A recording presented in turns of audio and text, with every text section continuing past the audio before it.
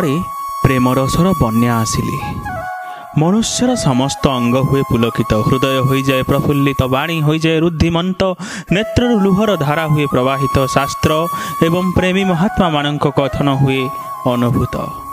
ଅନ୍ତଃକରଣରେ ପ୍ରେମରସର ବନ୍ୟା ଆସିଲେ।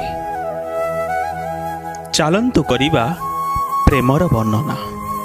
ହୃଦୟରେ ପ୍ରେମର ସମୁଦ୍ର ଉଛୁଳି ଆସିଲେ ଯେବେ ପ୍ରେମୀ ସେଥିରେ ବୁଡ଼ିଯାଏ, ସେବେ ସେ ଅବସ୍ଥା କ'ଣ ପ୍ରେମୀ ନିଜେ ଚାହିଁଲେ ବି କରିପାରିବ କି ବର୍ଣ୍ଣନା? ସେବେ ସେ ଅବସ୍ଥା କ'ଣ ପ୍ରେମୀ ନିଜେ ଚାହିଁଲେ ବି କରିପାରିବ କି ବର୍ଣ୍ଣନା? ତେବେ ମୁଁ ତ ଏବେ ଏବେ ପ୍ରେମରେ ପଡ଼ିଛି, ମୁଁ କେମିତି କରିପାରିବି ପ୍ରେମର ବର୍ଣ୍ଣନା? ତେଣୁ ପ୍ରେମ ଏକ ଅବର୍ଣ୍ଣନୀୟ ଅନୁଭବ।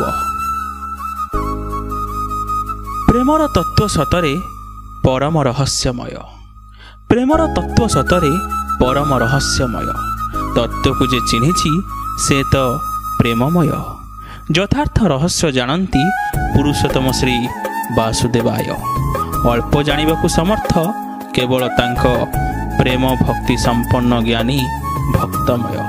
କେବଳ ତାଙ୍କ ପ୍ରେମ ଭକ୍ତି ସମ୍ପନ୍ନ ଜ୍ଞାନୀ ଭକ୍ତମୟ। ପ୍ରେମ ସଂସାରର ପବିତ୍ର ବନ୍ଧନ। ପ୍ରେମ ସଂସାରର ପବିତ୍ର ବନ୍ଧନ। ଯଦି ପ୍ରେମରେ କିଏ ଅସଫଳ ହୁଏ, ସେ ଉଦାସ ହୋଇଯାଏ। ସେ ତା ପ୍ରେମକୁ ପ୍ରାପ୍ତ କରିବା ପାଇଁ କେବେ ଛଳର ସାହାରା ତ କେବେ ବଳପୂର୍ବକ ପ୍ରୟାସ କରେ। ଏହା କ'ଣ ସମ୍ଭବ କି ଆପଣ ଯାହାକୁ ପ୍ରେମ କରିବେ ସେ ଆପଣଙ୍କୁ ପ୍ରେମ କରିବାକୁ ବାଧ୍ୟ? ପ୍ରେମ ଏକ ଭାବନା, ବସ୍ତୁ ନୁହଁ ଯେ ଆପଣ ଯେବେ ଚାହିଁବେ ପ୍ରାପ୍ତ କରିବେ।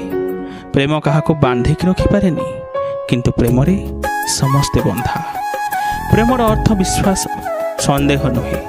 ପ୍ରେମର ଅର୍ଥ ସ୍ୱତନ୍ତ୍ରତା, ଅଧୀନତା ନୁହେଁ।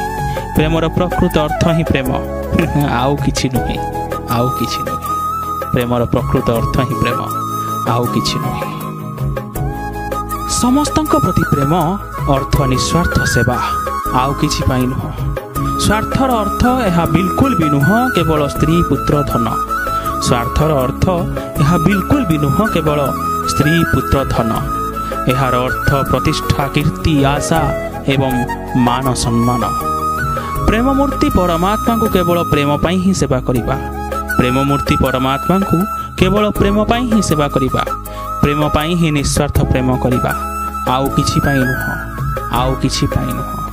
ସମସ୍ତଙ୍କ ପ୍ରତି ପ୍ରେମ ଅର୍ଥ ନିଃସ୍ୱାର୍ଥ ସେବା, ଆଉ କିଛି ପାଇଁ ନୁହଁ। ଆଜି ମୋ କବିତା ଭିତରେ ଲୁଚକାଳି ଖେଳୁଛି ଏ ହୃଦୟର ଅଦୃଶ୍ୟ ଭାବ। ଆଜି ମୋ କବିତା ଭିତରେ ଲୁଚକାଳି ଖେଳୁଛି ଏ ହୃଦୟର ଅଦୃଶ୍ୟ ଭାବ। ଅଦୃଶ୍ୟ ଭାବର ଘୁଙ୍ଗୁରରେ ନାଚି ଉଠୁଛି ଶବ୍ଦ ପେନ୍ଥା ଗୁଡ଼ିକ। ଇନ୍ଦ୍ରଧନୁର ସାତ ରଙ୍ଗରୁ ବୋଧେ ସେ ରଙ୍ଗ ଟିକେ ନିଆରା।